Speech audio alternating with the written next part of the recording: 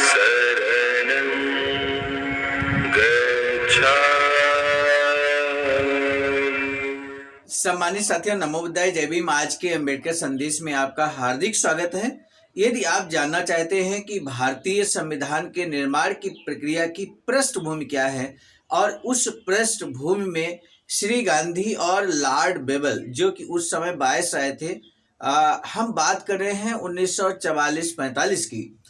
तो उस समय जब भारतीय संविधान की प्रक्रिया और इस देश को अंग्रेजों के द्वारा छोड़ देने की प्रक्रिया लगभग एक साथ चल रही थी, लेकिन एक तरफ द्वितीय विश्व युद्ध भी चल रहा था जो 1939 से शुरू होकर 1945 तक चला है। सामान्य साथियों, इस विश्व युद्ध के दौरान की जो परिस्थितियां हैं और साथ ही साथ भारत की जो आंतरिक परिस्थितियां हैं, अंग्रेजों के संदर्भ में अगर हम बात करें तो उस संदर्भ में आज का अम्बेडकर संदेश बेहद खास होने वाला है। आज के अम्बेडकर संदेश में हम बात करेंगे लॉर्ड बेबल, वायसराय और श्री गांधी के मध्य पत्र व्यवहार होता है। ये पत्र व्यवहार बहुत कुछ कह देगा कि भारतीय संविधान के बारे में और भविष्य के भारतीय संविधान के बारे में किस तरह की विचारधारा जो श्री गांधी की है और अंग्रेज क्या चाहते हैं, यानी कि वायसराय क्या चाहते हैं। तो ये आज का अम्बेडकर संदेश इस दृष्टिकोण से बेहद महत्वपूर्ण होने वाला है। हमारा विशेष निवेदन आपसे ये है कि इस अम्बेडकर संदेश को आप अंत तक जरूर वाच करें, और यदि आप चाहते हैं कि समाज भी जागरूक बने इन सब महत्वपूर्ण बातों के बारे में जो हूबहू बाबा साहब ने ही लिखा है, समाज भी जागरूक हो, तो इसके लिए इस अम्बेडकर संदेश को आप अपने हाथों से ही इसको शेयर जरूर कीजिएगा।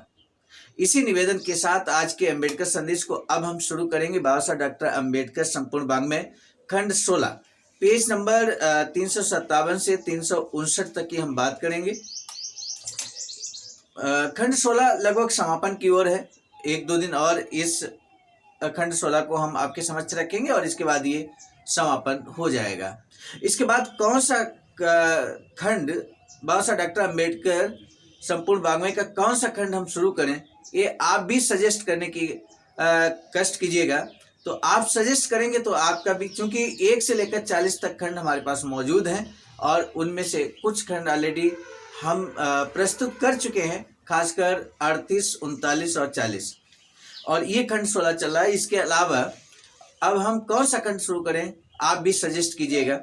आज का अम्बेडकर संदेश Buddha Bodhisattva Ambedkar international centre BBAIC Sarnath Varanasi राज्य उत्तर प्रदेश देश भारत के सौजन्य से लॉर्ड बेबल और श्री गांधी के मध्य पत्र व्यवहार 1944 में होता है। पहला पत्र यहाँ पर 15 जुलाई 1944 को श्री गांधी की ओर से वायसराय को लिखा गया पत्र है। वो लिखते हैं कि प्रिय मित्र, मैंने न्यूज क्रॉनिकल के संपादक श्री गेल्डर को जो बयान दिया था अब भारतीय अखबारों में छप गया है। निस्संदेह आपने उस पत्रिका की अधिकृत प्रतियों को देखा होगा।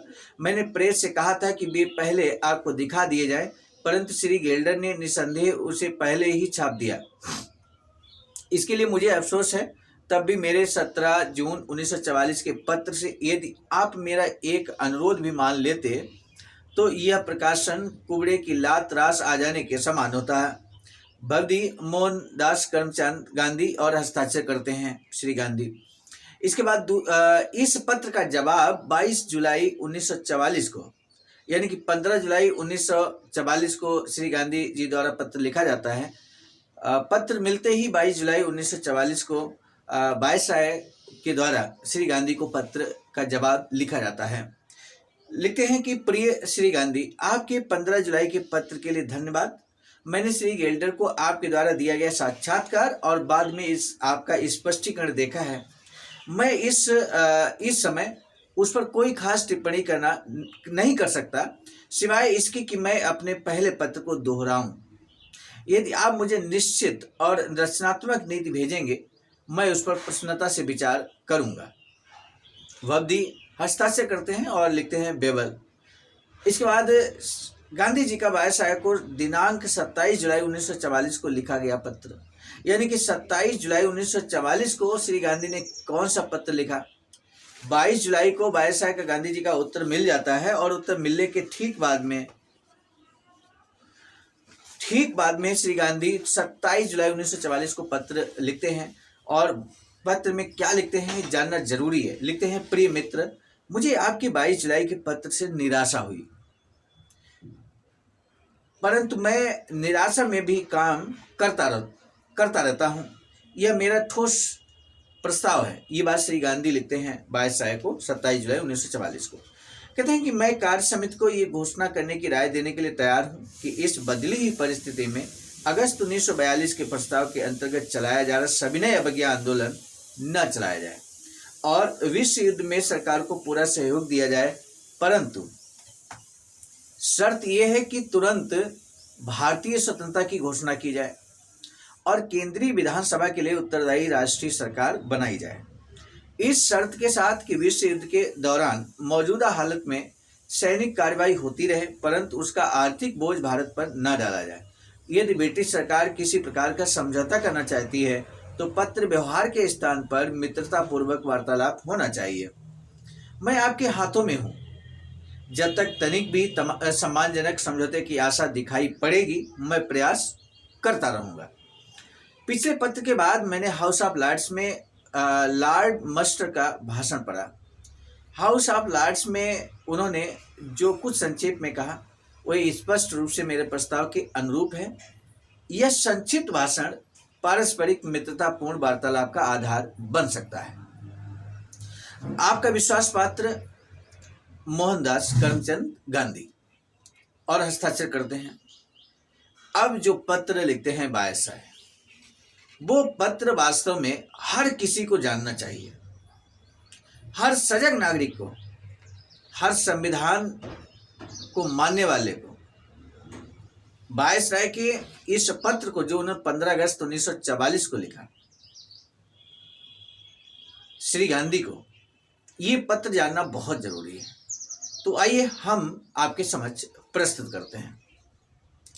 22 श्री गांधी को लिखते हैं कि प्रिय श्री गांधी, आपके 27 जुलाई के पत्र के लिए धन्यवाद। आपके प्रस्ताव हैं नंबर 1 कि आप कार्य समिति को सलाह इन शर्तों में देंगे, इन कंडीशन में सलाह देंगे कि बदली हुई परिस्थितियों के विचार से अगस्त 1942 के प्रस्ताव के अंतर्गत चलाया जा रहा सविनय अवज्ञा आंदोलन नहीं चलाया जाए। दूसरा पॉइंट यह कि युद्ध काल में कांग्रेस के साथ पूरा सहयोग करें, बशर्ते कि ब्रिटिश सरकार तुरंत भारतीय स्वतंत्रता की घोषणा करे। दूसरी शर्त, केंद्रीय विधानसभा के प्रति उत्तरदायी राष्ट्रीय सरकार की स्थापना की जाए कि विश्व युद्ध के दौरान सैनिक कार्रवाइयां ज्यों की त्यों चलती रहें, परंतु उनका आर्थिक बोझ भारत पर न डाला जाए। ये तो श्री गांधी का एक जो पत्र 27 जुलाई 1944 का था, उसका सारांश के तौर पर यहाँ पर बिंदुओं को तय कर दिया 22 ने। अब 15 अगस्त 1944 का जो उत्तर है 22 के द्वारा श्री गांधी को, वो ये है, वो लिखते हैं कि ब्रिटिश सरकार बहुत चाहती है कि भारतीय समस्याओं को हल करने के लिए कोई उचित समझौता किया जाए, परंतु विचार विमर्श के बाद आपके द्वारा लाए गए प्रस्ताव स्वीकार्य नहीं है। और यदि आपने हाउस ऑफ कॉमन्स में श्री एमरी के इसी 28 जुलाई के बयान को पढ़ा हो तो आपको एहसास हो जाएगा वे प्रस्ताव वैसे ही प्रस्ताव हैं जो मौलाना अबुल कलाम आज़ाद ने अप्रैल 1942 में सर स्टेफर्ड क्रिप्स के सामने किए थे और ब्रिटिश सरकार ने ठीक उन्हीं कारणों के आधार पर उन्हें अस्वीकार कर दिया था जिन कारणों पर पहले अस्वीकार किया था। सभी विवरणों को विस्तार से फिर ध्यान में लाए बिना मैं आपको याद दिलाना चाहता हूं कि ब्रिटिश सरकार ने उस समय ये स्पष्ट कर दिया था कि युद्ध समाप्त हो जाने के बाद बिना शर्त भारत को स्वतंत्रता दिए जाने का प्रस्ताव बाद में सशर्त कर दिया गया था कि भारत के राष्ट्रीय रंगमंच पर प्रमुख दलों द्वारा संविधान निर्माण पर सहमति और ब्रिटेन के साथ संधि की जाएगी। यह कि विश्व युद्ध के दौरान संविधान में किसी प्रकार का ऐसे परिवर्तन करना संभव नहीं है जिसका अर्थ, जैसा आपने सुझाया, यह हो कि राष्ट्रीय सरकार केंद्रीय सभा के प्रति उत्तरदायी हो। इन शर्तों का मुख्य उद्देश्य था कि दलित वर्ग जैसे जाति और धार्मिक अल्पसंख्यकों के हितों की सुरक्षा के लिए अपने कर्तव्य को पूरा करना तथा भारतीय राज्यों के साथ संधि करना। चौथा बिंदु यहाँ पर, उपरोक्त शर्तों पर ब्रिटिश सरकार ने अंतरिम सरकार में भाग लेने के लिए भारतीय नेताओं को आमंत्रित किया था, जो वर्तमान संविधान के अनुसार चलेगी।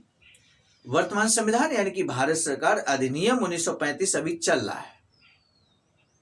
जो प्रथम द्वितीय तृतीय गोलमेज सम्मेलन हुआ था लंदन में, उस आधार पर, साइमन कमीशन की रिपोर्ट के आधार पर और भी कई रिपोर्टों के आधार पर, और सन 1931 में जो इस देश की पहली जातिगत जनगणना हुई थी, तो उस सब दृष्टिकोणों के आधार पर भारत सरकार अधिनियम 1935 बनता है और वही अधिनियम इस समय चल रहा है, जब तक कि भारतीयों के द्वारा नया संविधान नहीं बन जाता।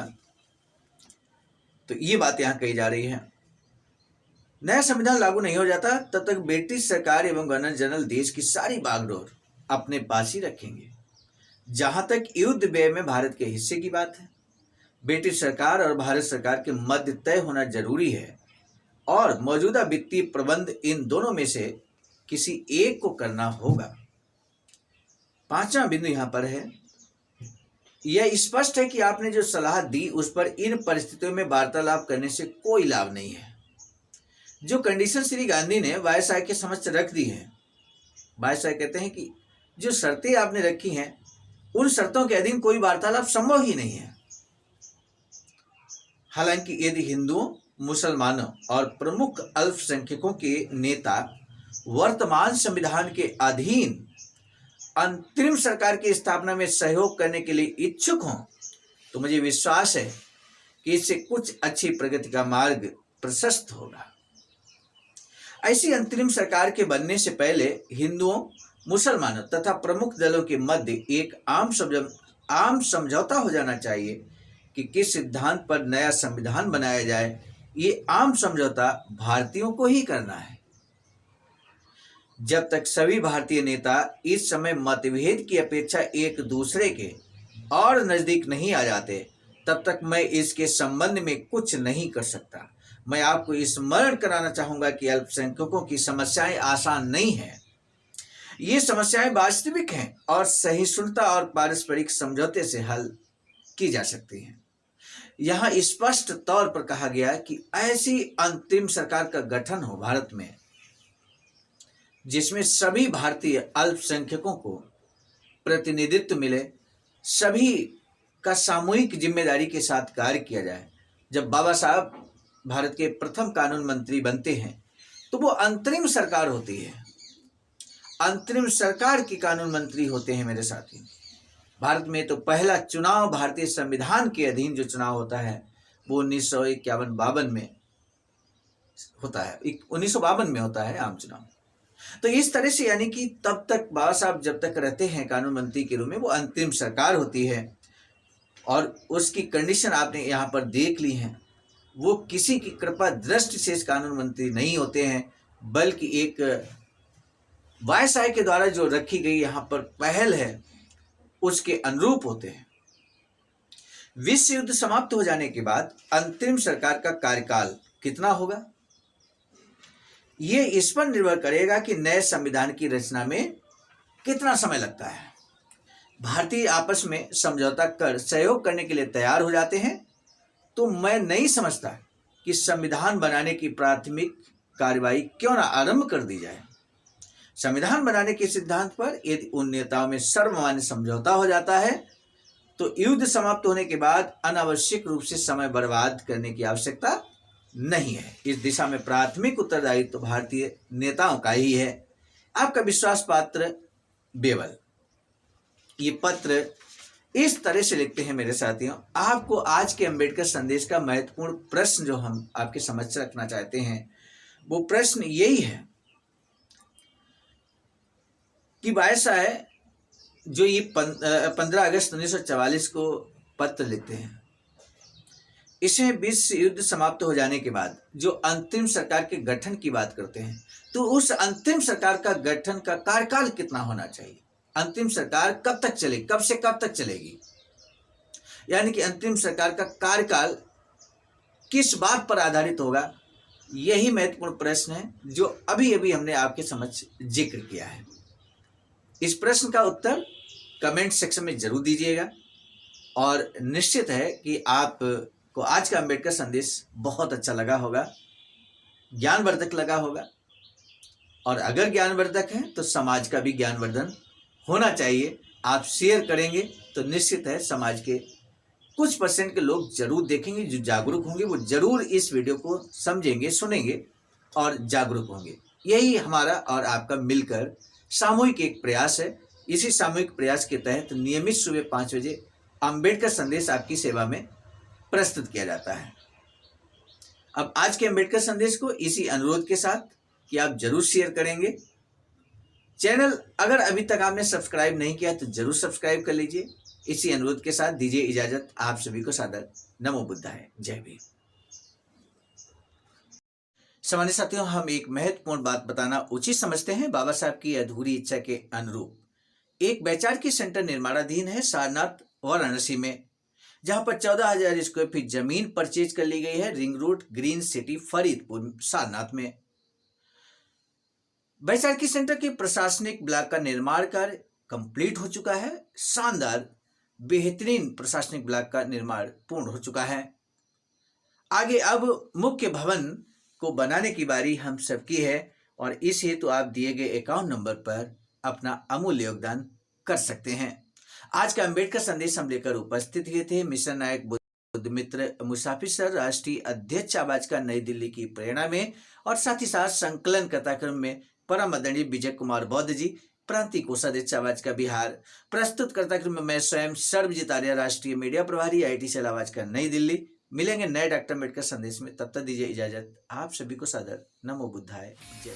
सामान्य साथियों, यदि आप हमारे इस चैनल आवाज का ऑफिशियल, जिस पर नियमित सुबह 5 बजे डॉक्टर अम्बेडकर संदेश आपको मिलता है, आप हमारे इस चैनल को सपोर्ट करना चाहते हैं तो हमारा आपसे निवेदन है कि आप हमारे इस चैनल को सब्सक्राइब कर लें, वीडियो को शेयर, लाइक, कमेंट जरूर करें।